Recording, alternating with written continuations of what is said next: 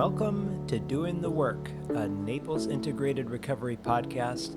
My name is Brian, and this space is for anyone who's tired of surviving the same emotional and behavioral loops, whether that's anxiety, trauma, addiction, or problems in your relationships.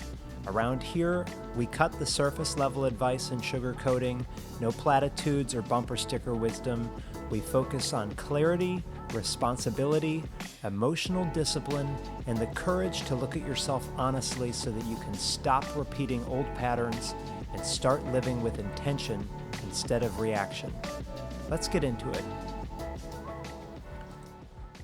Today, I'm going to talk about something that has been coming to my mind a little bit recently, and a topic that I think a lot of people don't spend much time on because it can be distressing: death and dying. It destabilizes this illusion that we are in control of our lives, and it confronts an idea that we're entitled to have more time here. And it also strips away the assumption that permanence is our baseline. Many of us were handed something early to help cushion that blow, and for me, that was Christianity. So I did not start with philosophical neutrality. In fact, I think about when I was a kid, I was in a play in the Christian church called Heaven's Gates and Hell's Flames, and it was like 6 or 8 different scenarios of people with different situations where they were then confronted with death. And as you can imagine, the ones who lived quote unquote right were greeted by Jesus, who, hugged them and welcomed them into heaven. And those who lived wrong, drinking alcohol as a teenager, or someone who, a father and son who decided to go to a baseball game instead of going to church because their mom had enough religion for them. The devil came out laughing and, welcome to your eternal suffering forever. Ha ha ha, I tricked you. So, boy, that was the structure that I was given for when you die. Go to heaven, streets of gold, a perfectly younger body, Jesus dancing with you, eternal reunion with everybody that you ever knew, living in a mansion in the sky. And for a lot of people, that kind of imagery certainly will regulate anxiety over the fact that we are all going to die.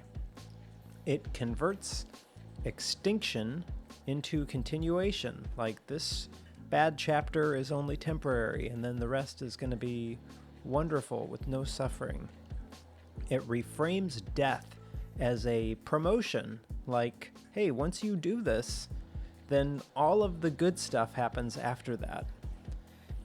It offers certainty in exchange for belief, and that certainty softens the physiological shock of how final death truly is. And for me, that just never really made sense. And I'm not saying that with contempt or trying to attack anybody's faith, but this is just my experience, is that my nervous system never settled with this imagery. It just always felt like it was very constructed, this cosmic reward system and transactional framing of eternity. Like if I lived right here, then I would be gifted in the afterlife. And for me, that just isn't regulating. What I began to realize is that I had been presented with both a problem and a solution at the same time. The problem: you are mortal, you're broken, you're separated, you're flawed. The solution: if you believe this way and you profess a certain way, then this will fix all of that. Years later, I heard a frame that actually clarified what was going on inside me. What if the problem is the problem?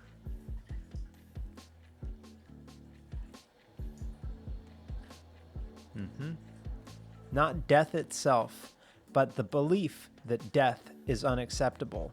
Not mortality, but the belief that mortality must be solved, like you need more years. Instead of getting stuck in a metaphysical debate of whether God exists or not, a more useful question has emerged for me. Who in me, or what about me, needs a belief of God to exist? Or what am I hoping that a belief in God is going to provide for me? Is it security, forgiveness, meaning, reunion with people that I was connected with that aren't here anymore, protection from the unknown? Those are all real questions. What I've learned is that suffering is not waiting for a theological conclusion or the right answers, but the suffering was happening in real time in the form of whatever I am seeking or avoiding. So as I have started to untangle a little bit from my religion of origin, the question stopped being, was I right or wrong to believe, but instead, what am I actually looking for to resolve in this belief? And maybe that is peace or community, reassurance, permission to not be afraid.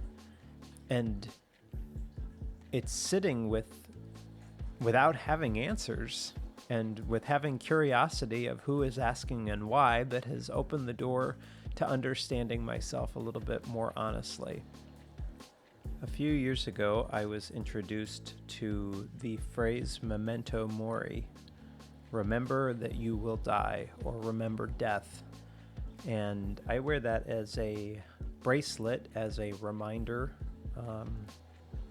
Probably don't think about it anywhere near as much as I should, but it's not supposed to be a morbid thing, but more like a reminder.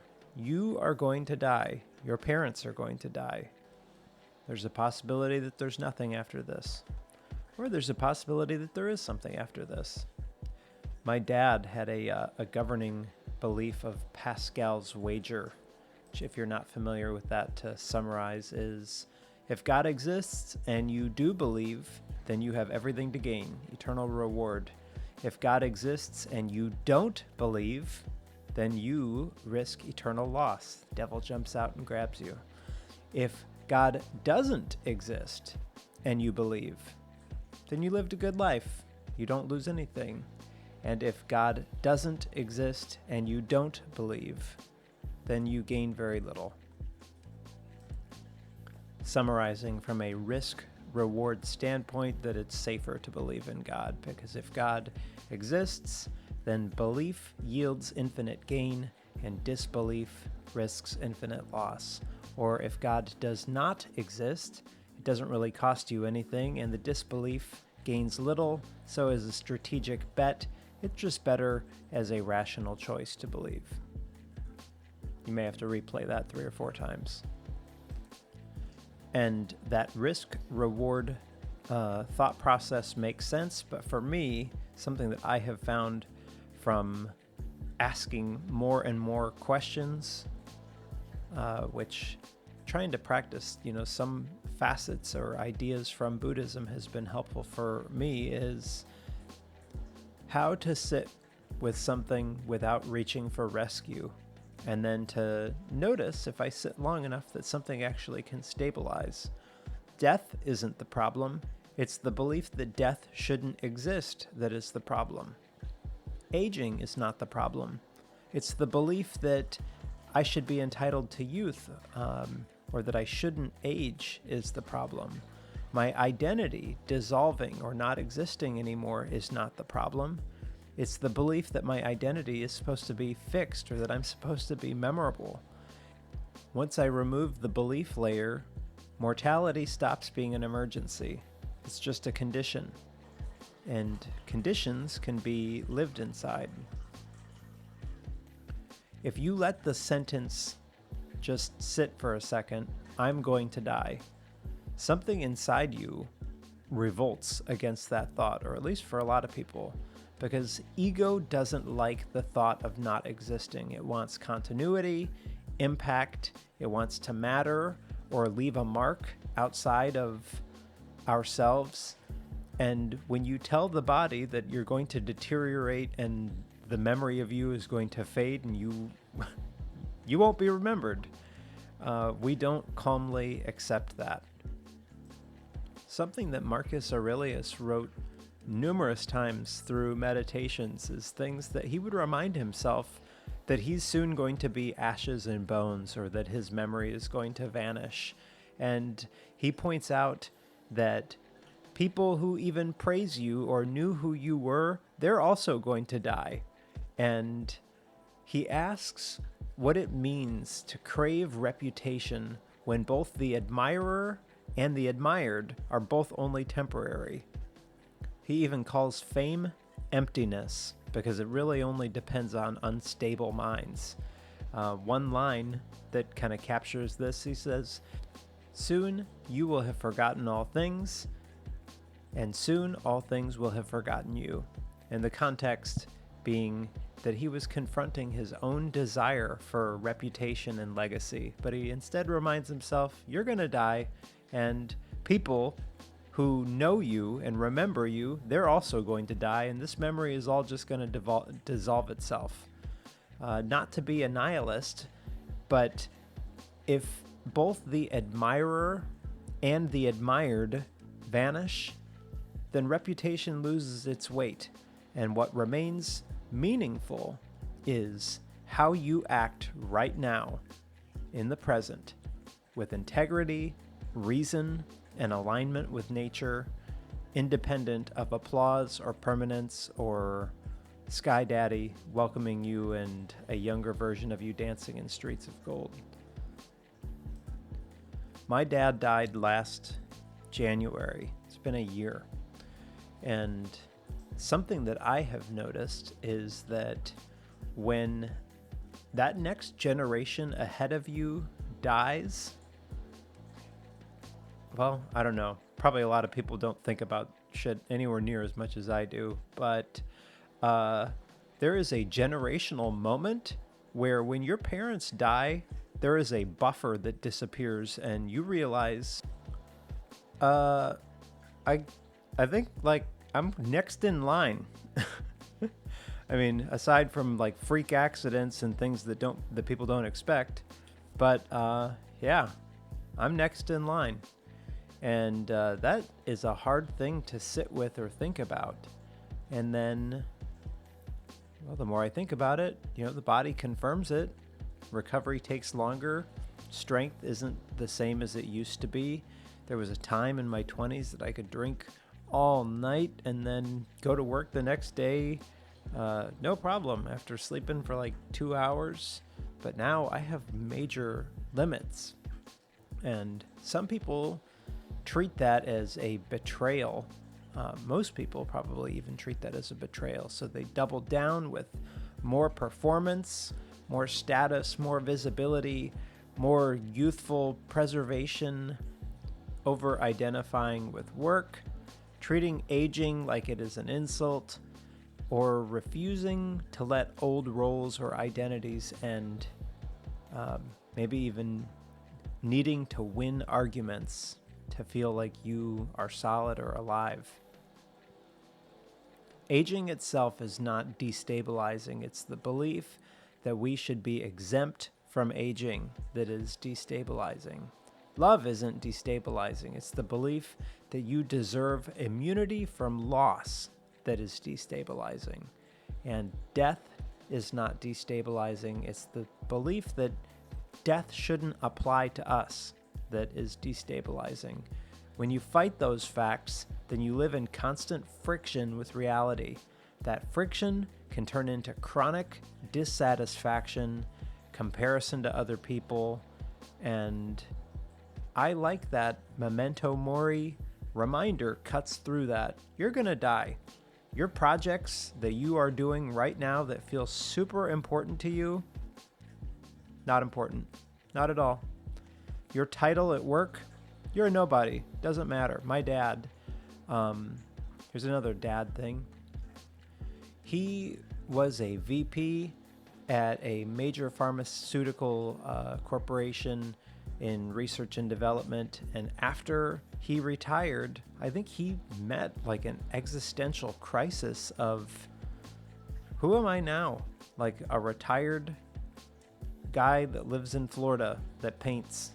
And at his funeral, a lot of artists came there, and none of them had any idea who he was in his past life. But I think that he frequently wrestled around with, like, that who is this new identity after that title was gone, and all that was left was an aging person with a failing body and past achievements. And that's heavy stuff to sit with.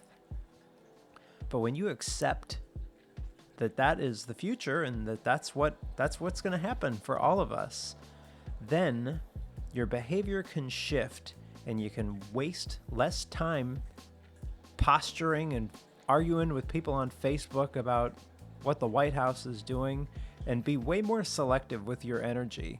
Stop inflating stupid little things and focus on what matters right in front of you today.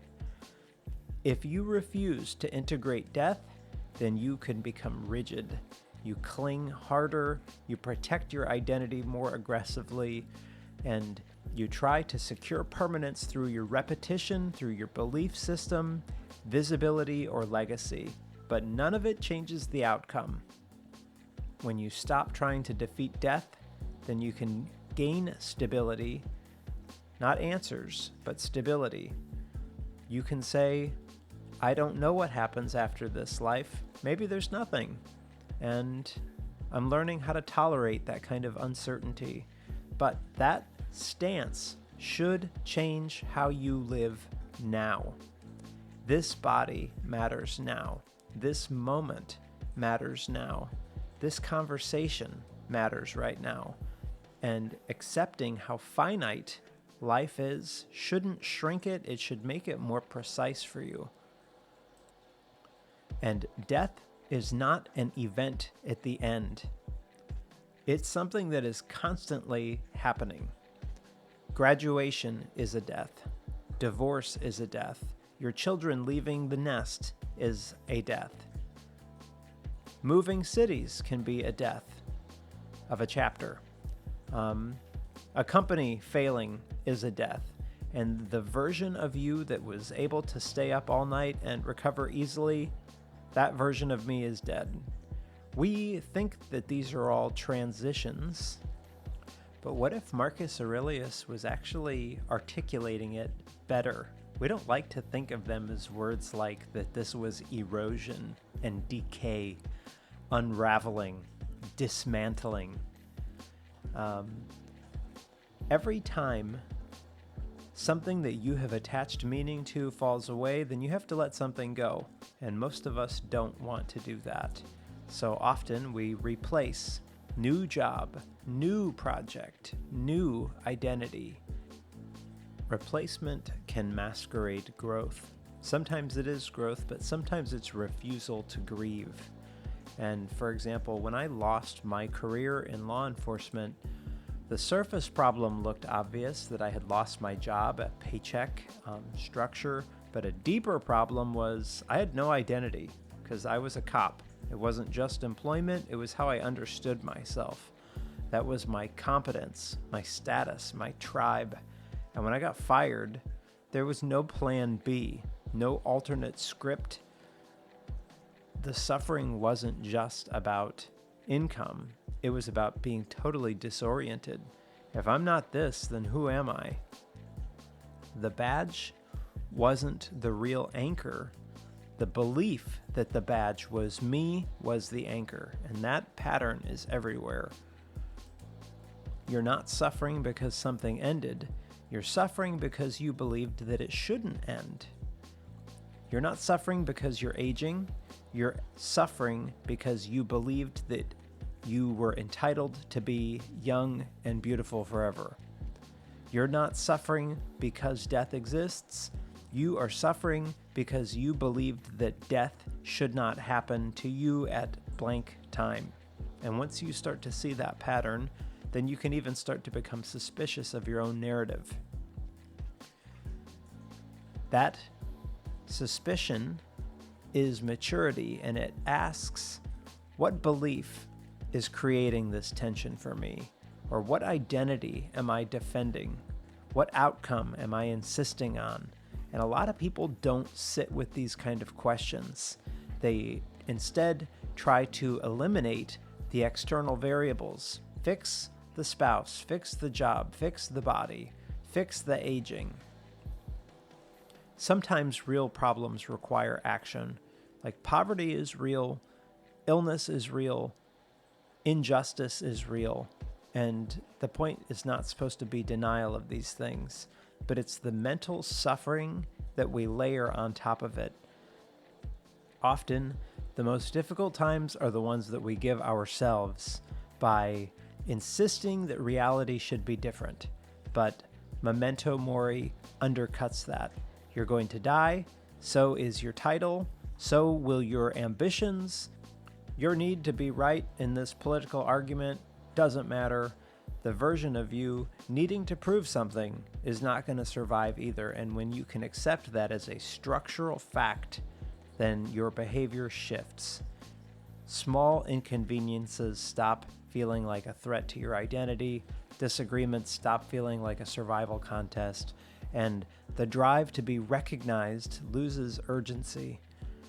Your ambition can stay, but it loses desperation. Grief can stay, but it's not shocking anymore. And fear can stay, but it stops being interpreted as a system error. The useful question becomes simple. If today was my last day, am I present in it? And am I okay with the version of me that I am? If today was the last day, it's not about whether you'd quit your job and travel the world, but are you actually engaged in the conversations that you're participating in? Are you actually listening, or are you just performing? Are you just reacting automatically instead of living with intention? Death doesn't wait for a clean moment. It can interrupt a meeting, a scroll, an argument. The activity itself is not the issue. Disconnection is.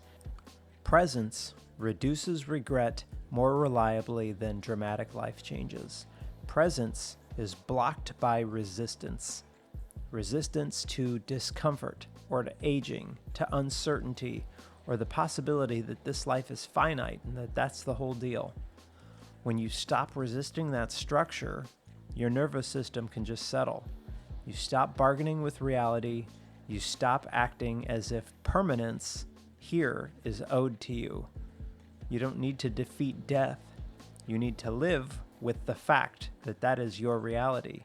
You're going to die, so engage fully now. Thanks for spending the time with me. If you found this episode helpful, please share it with somebody who may need to hear it. Be kind to yourself, be kind to others around you.